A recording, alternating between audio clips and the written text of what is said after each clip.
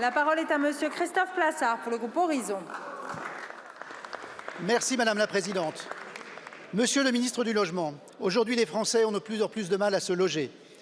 Marché de l'acquisition du locatif, nous connaissons une véritable crise du logement. J'ai été alerté sur ma circonscription de la Charente-Maritime par les professionnels, du maçon au diagnostiqueur, de l'agent immobilier au notaire. Ainsi, le marché locatif souffre d'une raréfaction de biens en raison de diagnostics de performance énergétique dégradés dont la fiabilité des critères de notation n'est plus à démontrer. L'accession à la propriété n'a jamais été aussi complexe, avec des prix de l'immobilier toujours aussi hauts, des taux d'intérêt qui ont été multipliés par 4 en quelques mois et qui resteront élevés selon la BCE.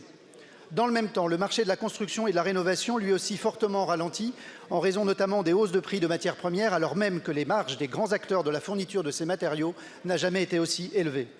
À cela s'ajoute le renchérissement du foncier sous la pression de la demande, comme la contraction de l'offre.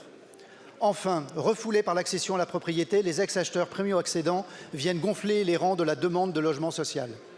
Toutes ces difficultés surviennent en même temps que la fin des dispositifs PTZ et Pinel.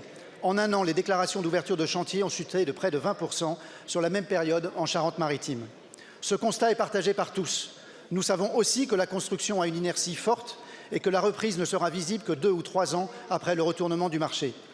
Par ailleurs, je suis engagé dans une démarche transpartisane avec Anaïs Glemer, Julien Bayou, Inaki Echaniz et Max Brisson pour réguler le logement saisonnier et traiter une partie de l'éviction de l'offre. Par exemple, près de 4000 locations de courte durée sont allouées sur l'île d'Oléron, soit plus 17% depuis 2022 pour une île qui comporte 22 400 habitants. Monsieur le ministre, vous êtes arrivé en poste il y a un peu plus d'un mois et le logement a besoin d'un choc d'offres et de simplification. Ma question est donc simple. Quelles sont vos priorités, vos axes de travail pour traiter cette crise et pour de nouveau pouvoir affirmer « quand le bâtiment va, tout va ». Je vous remercie.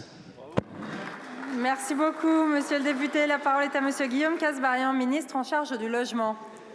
Merci beaucoup, Madame la Présidente, Mesdames et Messieurs les députés, Monsieur le député Christophe Plassard. Avec le Premier ministre Gabriel Attal, avec le ministre Christophe Béchu, nous partageons l'ambition de créer un choc d'offres, vous l'avez dit, de déverrouiller le marché du logement pour lever les contraintes qui pèsent au quotidien sur les projets immobiliers. Dans ce combat, la simplification sera notre fer de lance. Vous le savez, nous avons commencé ce combat avec la création de 22 territoires engagés pour le logement.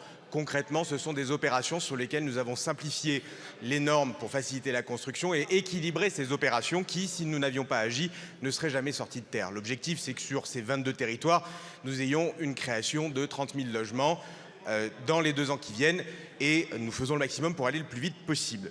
Nous allons encore plus loin. Hier, au MIPIM, j'ai annoncé 5 chantiers prioritaires et 10 premières mesures de simplification pour accélérer et simplifier la construction de logements. C'est-à-dire que nous allons moderniser les procédures d'aménagement, nous allons accélérer la digitalisation des autorisations d'urbanisme, nous allons sécuriser les porteurs de projets le plus en amont possible, nous allons simplifier le traitement des contestations de projets et raccourcir les procédures de recours pour économiser jusqu'à 10% du coût de portage foncier. Le gouvernement sera aux côtés de ceux qui produisent, de ceux qui bâtissent, et qui contribue donc au dynamisme du territoire. Je voudrais également préciser par rapport à votre dernière question, puisqu'il me reste quelques secondes, que sur les meublés de tourisme, je partage bien évidemment votre préoccupation, que ce soit à l'île d'Oléron, en Charente-Maritime ou dans de nombreux territoires. De nombreux logements se transforment en meublés de tourisme, accentuant l'attrition de l'offre de logement pour les Français. On doit équilibrer les règles fiscales, les règles de rénovation et donner des outils de régulation aux communes.